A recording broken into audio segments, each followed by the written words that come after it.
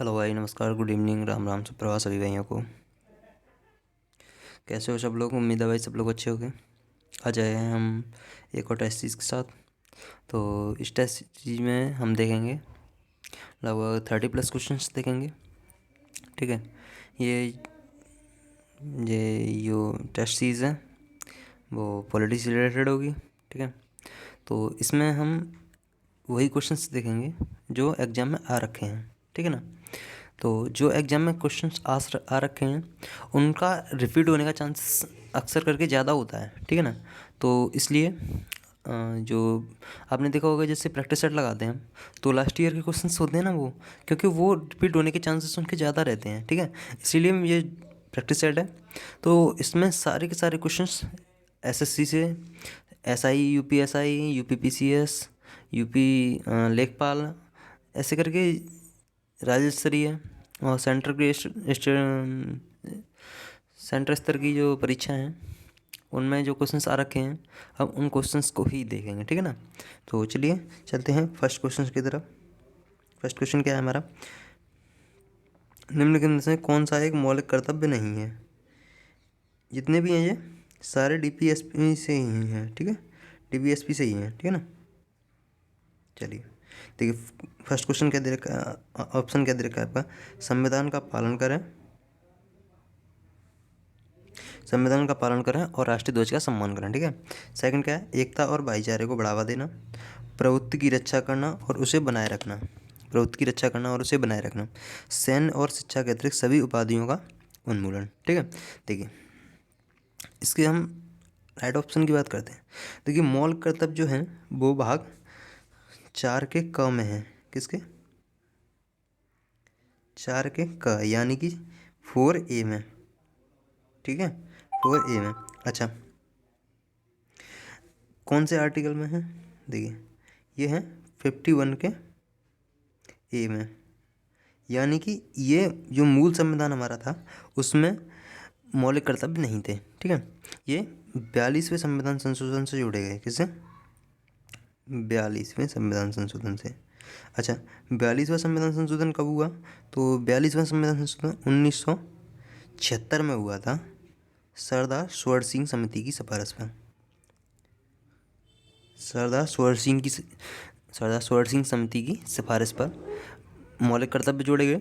अच्छा मौलिक कर्तव्य हमारे कितने हैं? चलिए इतना मैंने आपको बताया। देखिए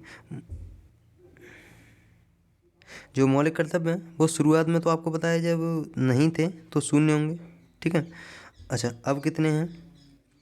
अब हमारे मौलिक कर्तव्य जो हैं वो 11 हैं। कितने हैं प्रेजेंट में? 11। ठीक है 11 हैं। अच्छा इससे पहले कितने थे? इससे पहले हमारे मौलिक कर्तव्य 10 थे और उससे पहले 0 थे। अच्छा पहले मौलिक कर्तव्य 0 थे, उसके बाद 10 हुए, उसके बाद 11 हुए। अच्छा ये मौलिक कर्तव्य कब जोड़ा गया? 2002 में। कब? 2002 में। ठीक है। चलिए अच्छा हमें अब इस पर लगाना है ऑप्शन। ठीक है। ऑप्शन क्या है? देखिए इसका जो ऑप्शन है वो ऑप्शन नंबर डी राइट हो जाएगा। ऑप्शन नंबर डी राइट हो जाएगा। सैन्य और शिक्षा के अतिरिक्त सभी उपाधियों का उन्मूलन। ठीक है। सैन्य और शिक्षा के अतिरिक्त सभी उपाधियों का उन्मूलन। ठीक है। चलिए देखिए आगे क्वेश्चन देखते हैं। भारतीय संविधान में कितने मौलिक कर्तव्य उल्लिखित हैं? भारतीय संविधान में कितने मौलिक कर्तव्य उल्लिखित हैं यानी कि कितने मौलिक कर्तव्य दिए गए हैं? तो मैंने जैसे अभी आपको बताया था 11 हैं। ठीक है। भारतीय संविधान में कुल कितने मौलिक कर्तव्य उल्लिखित हैं? अब चाहिए अंक में दे रखा है और कुछ नहीं है, सब वही है। ठीक है। मौलिक कर्तव्य के अध्याय में शामिल नहीं है। मौलिक कर्तव्य के अध्याय में शामिल नहीं। अच्छा इसमें से ये देखनी है चार, ये ऑप्शन आपको दे रखे हैं 4। तो ये चारों ऑप्शन आपको क्लियरली पढ़ने होंगे पहले। ठीक है ना। रीड करने होंगे अच्छे से। ठीक है। देखिए फर्स्ट ऑप्शन क्या है आपका? उन उदात्त आदर्शों को सजीवन अपनाने का कर्तव्य जिन्होंने हमारे स्वतंत्रता आंदोलन को प्रेरित किया। अच्छा मौलिक कर्तव्य जो हैं वो हमारे मौलिक कर्तव्य न्याय योग्य नहीं है। ठीक है। उन्हें मानना या न मानना हमारे हाथ में है, लेकिन हाँ हम उसका अपमान नहीं कर सकते हैं। हम उसका अपमान नहीं कर सकते हैं। ठीक है ना। अच्छा कैसे? अच्छा जिन्होंने स्वतंत्रता संग्राम में भाग लिया या जिनकी वजह से स्वतंत्रता संग्राम प्रेरित हुआ या जिन्होंने स्वतंत्रता संग्राम किया, तो उनका हम सम्मान करें, आदर करें, ठीक है। जैसा कि आपने देखा होगा कि दफ्तरों में, ऑफिस में, और जो नेता हैं उनकी ऑफिस में, गवर्नमेंट जो अधिकारी हैं उनकी में देखा होगा सुभाष चंद्र गांधी और नेहरू, सरदार पटेल, इन सब की प्रतिमाएं मिलेंगी आपको, ठीक है ना। तो उसका एक्चुअली क्या है कि जो वो उनका मौलिक कर्तव्य है, अब वो माने या न माने ये उनके ऊपर डिपेंड करता है, ठीक है ना। अच्छा, इसमें क्या होता है मौलिक कर्तव्य में कि हम संविधान का पालन करें, उनके आदर्शों, संस्थाओं, राष्ट्रध्वज का सम्मान करें। हम अगर अपने राष्ट्रध्वज का अगर सम्मान नहीं करते हैं तो कोई ज़रूरत नहीं, लेकिन हाँ हम उसका अपमान नहीं कर सकते, ठीक है ना। अगर कोई सरकारी संस्था है तो हम उसको सहयोग है, यानी कि उसकी देखभाल करें या न करें, ये हमारा मौलिक कर्तव्य है, लेकिन हम उसको बर्बाद नहीं कर सकते हैं, ठीक है ना। अच्छा, स्वतंत्रता के समय जो राष्ट्रीय आंदोलन में भाग लिया था जिन्होंने, उन उच्च आदर्शों को हम हृदय में सजो रखें और उनका पालन करें, ये हमारा मौलिक कर्तव्य है। लेकिन हम उसे माने या न माने ये हमारे ऊपर डिपेंड करता है, हाँ, लेकिन हम उनकी बेइज्जती नहीं कर सकते हैं, ठीक है। तो अच्छा, तो इसका पहला देखिए, एक तो ऑप्शन इसका ए ही राइट हो जाएगा, ठीक है। एक तो इसका ऑप्शन ए राइट हो जाएगा, ठीक है। अच्छा, अगला क्या है, आम चुनावों में मत देने। अच्छा, मत देने ऐसा कोई मौलिक, ये हमारा कर्तव्य नहीं है कि हम मत दें या न दें, ये हमारा मौलिक कर्तव्य नहीं। लोगों में भ्रातृत्व पैदा करना, यानी कि भाईचारे की भावना पैदा करना, तो ये भी हमारा, दो ऑप्शन इसके राइट हो जाएंगे। उस राजनीतिक दल के साथ बने रहने का कर्तव्य जिसके टिकट पर किसी ने चुनाव लड़ा हो, ऐसा मौलिक कर्तव्य कुछ दिया नहीं। तो इसके जो आंसर है वो दो राइट हो जाएंगे, ए और सी, ठीक है। चलिए, मौलिक अधिकारों को भोगने और को सुनिश्चित करने की जिम्मेदारी निम्नलिखित में से किसको सौंपी गई है। उच्च न्यायालय को, यानी कि हाई कोर्ट को, उच्चतम न्यायालय को यानी कि सुप्रीम कोर्ट को, ठीक है। तो मौलिक कर्तव्य हैं जो वो किसी भी, यानी कि किसी भी कोर्ट में उसकी सुनिश्चित करने की जिम्मेदारी है, यानी कि इसका ऑप्शन है जो वो ऑप्शन नंबर डी राइट हो जाएगा, ठीक है, ऑप्शन नंबर डी। चलिए, मौलिक अधिकार निलंबित किए जा सकते हैं राज्यपाल के द्वारा, राष्ट्रपति के द्वारा, प्रधानमंत्री या विधि मंत्री के द्वारा। देखिए, इसका जो आंसर है वो आंसर बी राइट हो जाएगा, यानी कि राष्ट्रपति का। जैसा कि आपको पता है कि राष्ट्रपति का जो पद है वो सर्वोच्च पद होता है, ठीक है। और राष्ट्रपति भी अपनी मर्जी से नहीं कर सकता, अपनी मर्जी से राष्ट्रपति मौलिक अधिकारों को निलंबित नहीं कर सकता। वो जब राष्ट्रीय आपातकाल होगा तब आर्टिकल 352 की तहत से, आर्टिकल 352 के तहत राष्ट्रीय आपातकाल घोषित कर सकता है और तब वो मौलिक अधिकारों को निलंबित कर सकता है, ठीक है। अच्छा, मौलिक अधिकारों पर यथोचित प्रतिबंध कौन लगा सकता है। देखिए, जो संसद है, मंत्रिपरिषद नहीं लगा सकती, जनता न मंत्रिमंडल। इसका देखिए आंसर जो राइट है वो संसद हो जाएगा, ठीक है, संसद, ठीक है। कैसे, अब जो संसद है वो भी डायरेक्ट इस पर प्रतिबंध नहीं लगा सकती है, कानून बना के लगा सकती है, ठीक है। निम्नलिखित में से कौन से अनुच्छेद में समता का अधिकार है, समता का अधिकार। अच्छा, जो समता का अधिकार है वो आर्टिकल 14 से 18 तक दिया हुआ है, किसमें, 14 से 18 तक, क्योंकि ये मूल अधिकार में आता है हमारे, ठीक है। मूल अधिकार में, मूल अधिकार कितने होते हैं, 6 प्रकार के मूल अधिकार है हमारे, समता, स्वतंत्रता, शोषण, धर्म की स्वतंत्रता, संस्कृति और शिक्षा और संवैधानिक उपचारों का अधिकार, ठीक है ना। समता का अधिकार है वो आर्टिकल 14 से 18 आता है, स्वतंत्रता का अधिकार 19 से 22, शोषण के विरुद्ध अधिकार 23 से 24, धर्म की स्वतंत्रता का अधिकार 25 से 28, संस्कृत और शिक्षा का अधिकार 29 से 30 और संवैधानिक उपचार 31। आपको पता है कि हट चुका है, संपत्ति का अधिकार था जो कानून अधिकार बना दिया गया था, ठीक है। चलिए, नागरिकों और विदेशियों दोनों को प्राप्त है, इसका देखिए आंसर है जो वो ऑप्शन नंबर डी राइट हो जाएगा, ठीक है। नागरिकों और जो विदेशी हैं उनको राजनीतिक विधिक अधिकार दोनों ही प्राप्त हैं। अच्छा, राजनीतिक और सिविल अधिकार जो हैं वो केवल केवल नागरिकों को प्राप्त होते हैं, यानी कि भारतीयों को प्राप्त होते हैं, इंडियंस को। ठीक है, चलिए, निम्नलिखित में से कौन सा मूल अधिकार केवल भारतीय नागरिकों के लिए है? भारतीय नागरिकों के लिए है, ठीक है ना। अच्छा, जीवन और स्वतंत्रता का अधिकार, जीवन और स्वतंत्रता का अधिकार, धर्म की स्वतंत्रता, समानता और अभिव्यक्ति की, ये केवल भारतीयों के लिए पूछा गया है। ठीक है, तो अभिव्यक्ति की जो स्वतंत्रता है वो केवल और केवल भारतीयों के लिए है। ठीक है, केवल और केवल भारतीयों के लिए है, ठीक है। अच्छा, मूल अधिकार में जो आर्टिकल हैं 15, 19, 29 और 30, ये केवल भारतीयों को प्राप्त हैं। ठीक है, केवल और केवल भारतीयों को।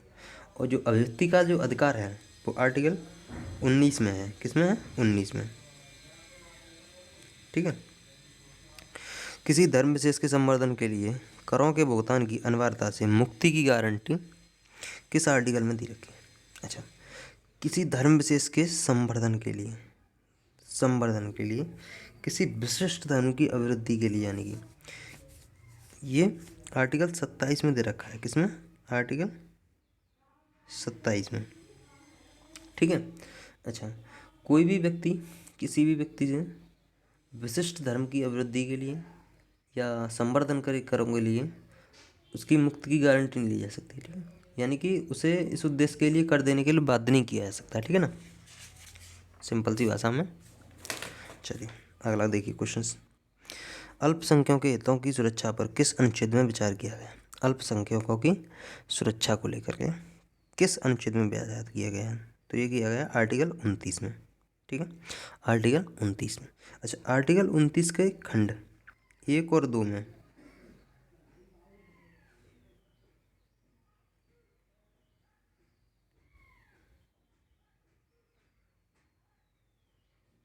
खंड 1 और 2 में ये अल्पसंख्यकों के हितों की सुरक्षा के लिए अनुच्छेद पर विचार किया गया। ठीक है ना। चलिए, भारतीय संविधान का कौन सा अनुच्छेद अस्पृश्यता का अंत दिखाता है? आर्टिकल 17 ही, आर्टिकल 17 अस्पृश्यता का अंत। ठीक है ना। अच्छा, ये अस्पृश्यता का जो अंत है ये अधिनियम बना था 1955 में। 1955 में क्या अधिनियम बना था? अस्पृश्यता अधिनियम, यानी कि अस्पृश्यता यानी कि अपराध अधिनियम 1955। अस्पृश्यता अधिनियम 1955 होना। ठीक है, क्या हुआ कि 1976 में अस्पृश्यता अधिनियम का नाम चेंज कर दिया गया। ठीक है, अब इसे सिविल अधिकार संरक्षण अधिनियम 1955 के नाम से जानते हैं। किससे? सिविल अधिकार संरक्षण अधिनियम।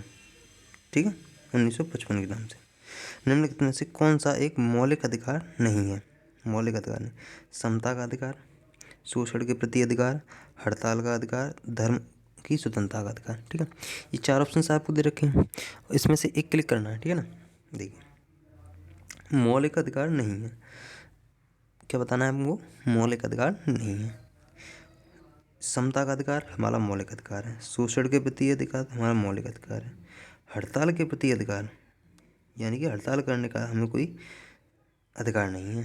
ठीक है, ये हमारा मौलिक अधिकार नहीं है। ठीक है, तो इसका ऑप्शन क्या राइट हो जाएगा? Option number C. ठीक है, अच्छा, समता का जो अधिकार है वो भी मैंने आपको बताया था 14 से 18। ठीक है, अच्छा, शोषण के प्रति जो अधिकार है वो आर्टिकल 23-24 में दे रखा है, ये भी मैंने अभी आपको बताया था।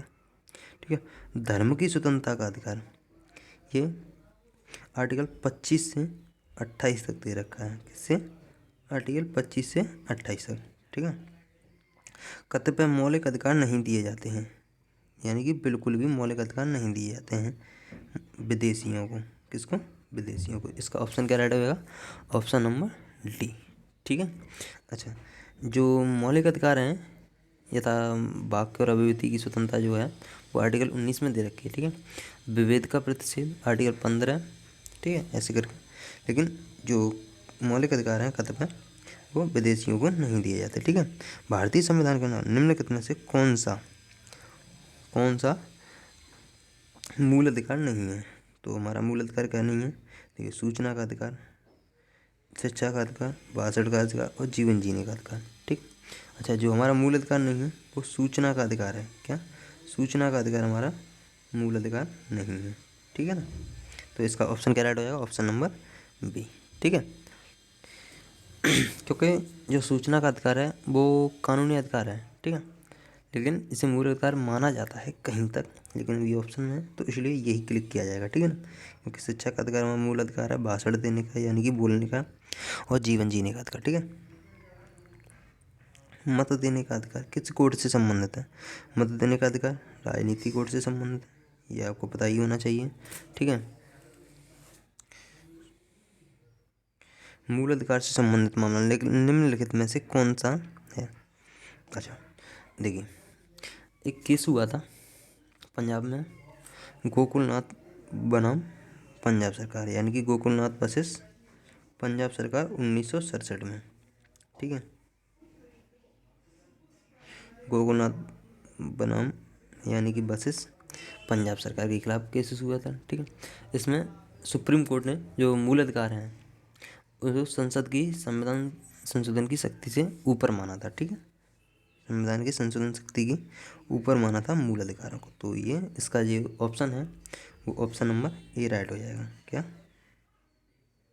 Option number A. ठीक है, चलिए तो आज के लिए इतना ही छोड़ते हैं और देखते हैं अगली वीडियो में। तब तक के लिए बने रहिए हमारे साथ। जय हिंद, love you guys, good bye.